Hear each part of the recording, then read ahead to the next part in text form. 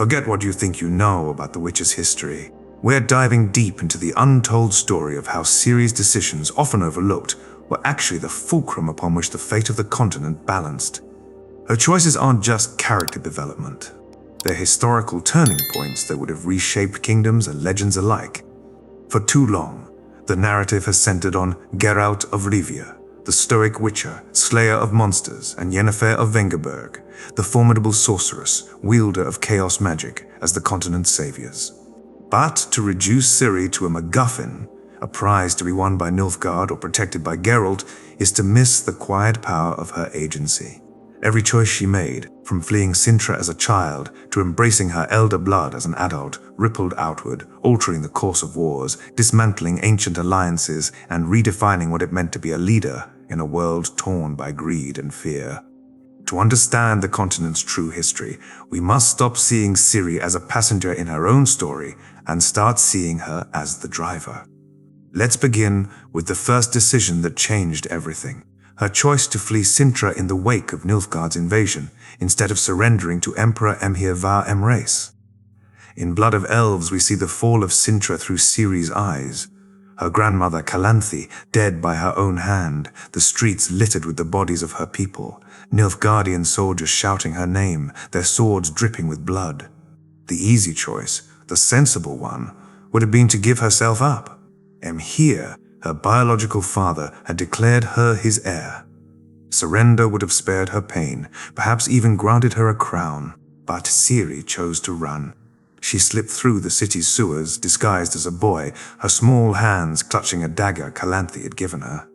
"I am not a prize," she whispered to herself, repeating her grandmother's last words. That choice didn't just save her life. It kept the continent's last hope of resisting Nilfgaard alive. If Ciri had surrendered, Emhyr would have used her elder blood to solidify his grip on the north. The kingdoms of Temeria, Redania, and Aedirn, already reeling from Nilfgaard's advance, would have had no reason to fight. Without the promise of a rightful heir to challenge Emhyr, they would have knelt. But Ciri's flight became a symbol. A princess who refused to be conquered, a reminder that the north still had fight left. It's no coincidence that shortly after her escape, King Foltest of Temeria and King Radovid of Redania formed an alliance against Nilfgaard. They didn't just fight for land, they fought for the idea that Ciri represented, that resistance was possible. Her next pivotal choice came months later when she stumbled into Brokilon, the forbidden forest of the Dryads, a place where men who entered were either killed or turned into trees. Starving, exhausted, and hunted by Nilfgaardian scouts, Ciri could have fled Brokilon too. The Dryads were known for their cruelty to outsiders, especially humans, but instead she approached their leader, Eithne, and begged for help. Not as a princess, but as a girl who wanted to learn to survive. "Teach me to fight," she said. "Teach me to hide. Teach me to never be helpless again." Eithne, impressed by her courage, agreed, but with a catch: Ciri would have to drink the water of Brokilon, which erases memories of the past. It was a choice between safety and forgetting, or holding on to her identity and risking everything. Ciri hesitated. To forget Calanthe, to forget Geralt, to forget the pain of Cintra's fall, would that not be a kind of death? She chose to refuse the water. "My past is part of me," she told Eithne. "I will not drink." That decision forged her into a warrior. The Dryads taught her to track animals, to wield a bow with deadly precision, to move silently through the forest. But they also taught her something more: mercy. When a Nilfgaardian soldier, Freychne, stumbled into Brokilon, the Dryads wanted to kill him. Ciri intervened. He's just a boy," she said, seeing her own fear in his eyes. She convinced Eithne to spare him, and in return, Freychne told her of Nilfgaard's plans to invade Temeria. That act of mercy didn't just save Freychnet's life, it gave the North critical intelligence. But more than that, it defined Ciri's leadership style. She would not fight like Emhyr, with cruelty and fear. She would fight with compassion, seeing the humanity even in her enemies. By the time Ciri reached Kaer Morhen, the Witch's Keep, where Geralt had sent her to train, she faced another choice that would shape the continent's future, whether to embrace her Elder Blood or fear it. The Elder Blood, a genetic legacy of the elven rulers of old, gave Ciri the power to travel between worlds, to manipulate time, to wield magic unlike any sorceress. But it also made her a target. The Wild Hunt, a group of interdimensional warriors led by Eredin, wanted to use her blood to conquer other worlds. The Lodge of Sorceresses, a secretive group of powerful mages, wanted to control her, to use her power for their own political gain. Even Geralt, in his protectiveness, urged her to hide her abilities. The less you use it, the safer you'll be, he told her. But Ciri chose differently. In time of contempt, during a training session with the witches, she lost control of her power, accidentally opening a portal to another world. Instead of panicking, she leaned into it. She closed her eyes, focused on the magic, and pulled herself back. This time, in control. "I will not be afraid of what I am," she told Geralt afterward. That choice unlocked her true potential. It allowed her to escape the Lodge of Sorceresses when they tried to kidnap her. She opened a portal to the desert of Zerrikania, leaving her captors behind. It allowed her to save Geralt's life when he was mortally wounded by a band of thugs. She used her power to heal him, something no Witcher potion could do. And most importantly, it allowed her to stand against the Wild Hunt. If Ciri had feared her power, Eredin would have captured her easily, using her blood to unleash chaos across the continent. But by embracing it, she became the only one who could stop him, a fact that would prove decisive in the final battle. Perhaps her most overlooked decision, though, came during her time with the Rats, a group of young outlaws who robbed the rich and gave to the poor, or, more often, kept the loot for themselves. After escaping the lodge, Ciri fell in with the Rats, drawn to their sense of rebellion against the corrupt nobles who ruled the north. The Rats saw her as a weapon, a skilled fighter who could help them pull off bigger heists. But Ciri saw them as family, the first group since Cintra that made her feel like she belonged. When the Rats planned to attack a Nilfgaardian convoy carrying weapons to the front lines, Ciri faced a choice: join them, or warn the convoy's prisoners, a group of elven refugees being sent to work in Nilfgaard's mines. The Rats argued that the weapons would help the North fight Nilfgaard, collateral damage. The elves was worth it. But Ciri remembered the elves of Cintra, who had been her friends as a child. She remembered how Nilfgaard had treated them, how they'd been rounded up and killed for no reason other than their race. She chose to warn the elves. She snuck into the convoy's camp the night before the attack, helped the elves escape, and then fled the Rats, knowing they would never forgive her betrayal. That choice didn't just save the elves. It changed the way the continent viewed non-humans. The elves, grateful for her help, spread word of Ciri's kindness across the north. Elven warriors who had previously refused to fight alongside humans began joining the Northern Alliance. Dwarves, who had stayed neutral in the war, opened their minds to the north, providing them with iron for weapons. Ciri's choice to prioritize compassion over rebellion turned a fractured continent into a united one, something Geralt and Yennefer had been trying to do for years but had failed. The final fateful choice that sealed the continent's fate came in the aftermath of the Battle of Novigrad, when Ciri faced Emperor Emhyr.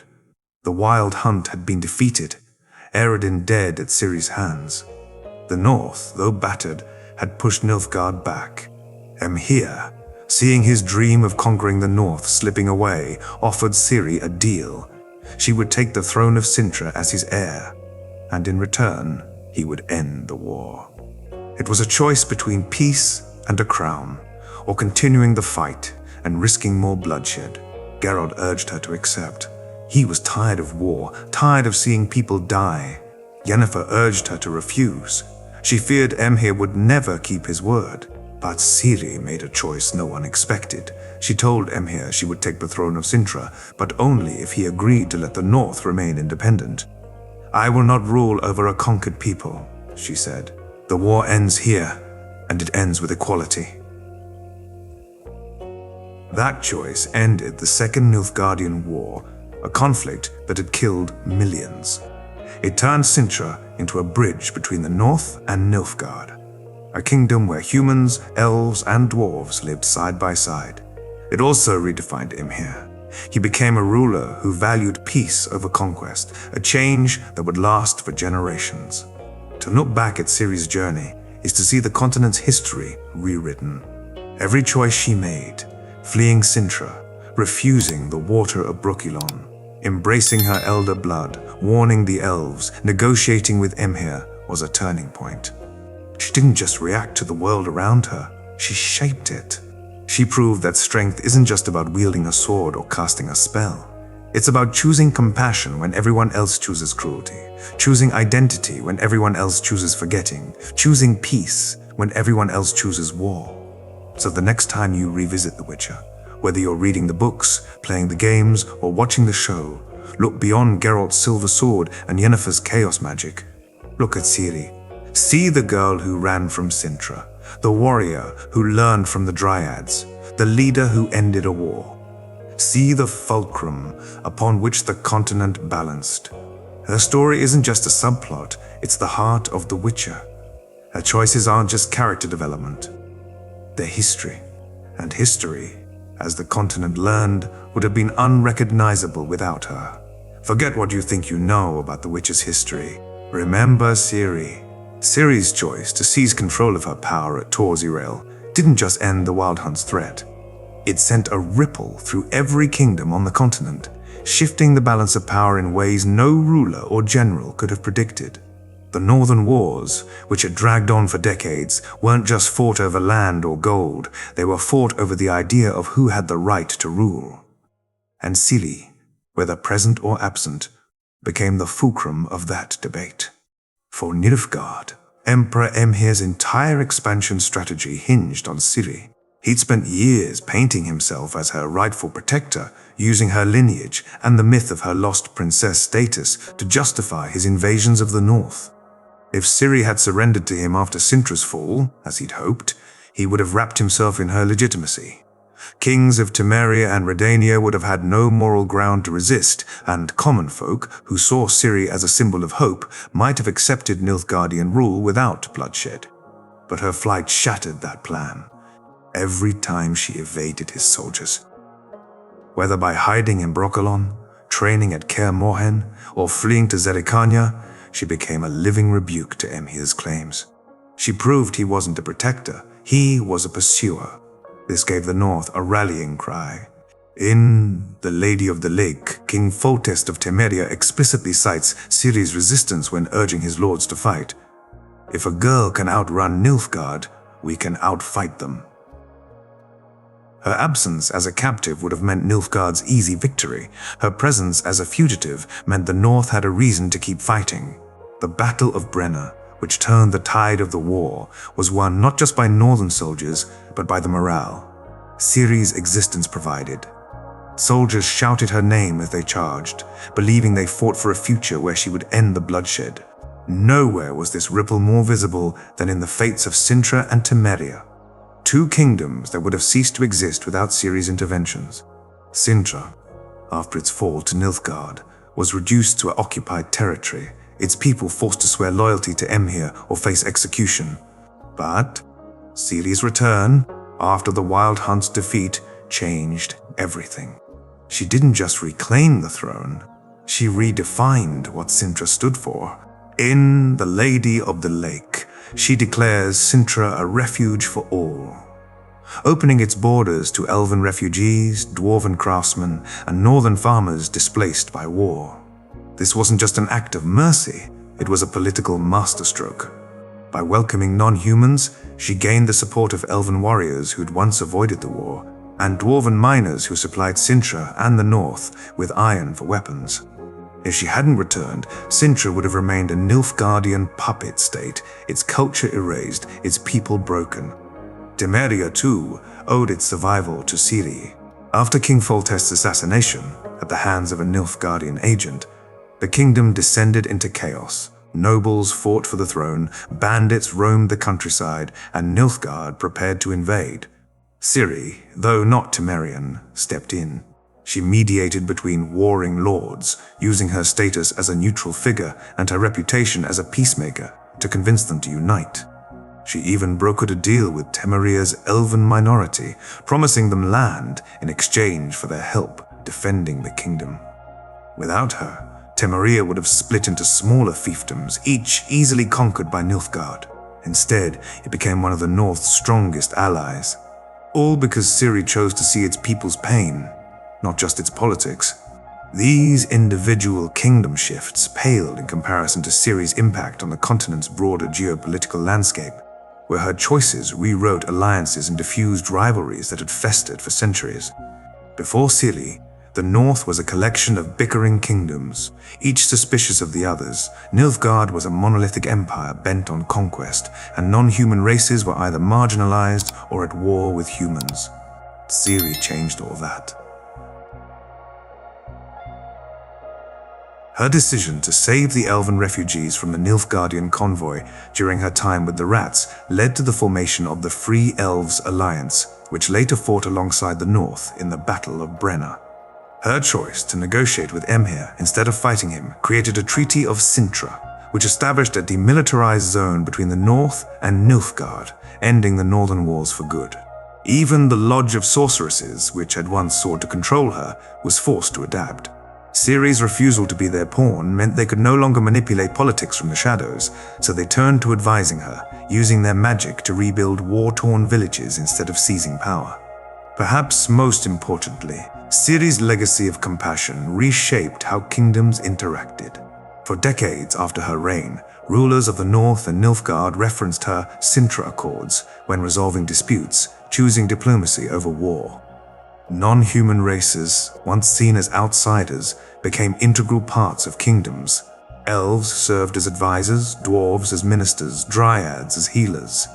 This wasn't just a temporary truce. It was a fundamental shift in how the continent viewed unity.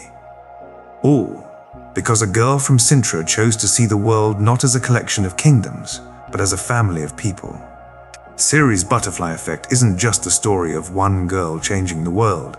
It's a story of how small, compassionate choices can undo centuries of conflict. Nilfgaard's expansion was halted not by armies, but by her refusal to be a pawn. Cintra and Temeria survived not because of kings, but because of her willingness to lead. The continent's alliances were forged not by treaties, but by her example of mercy. In a world where power was often measured by swords or magic, Ciri proved it could be measured by choices.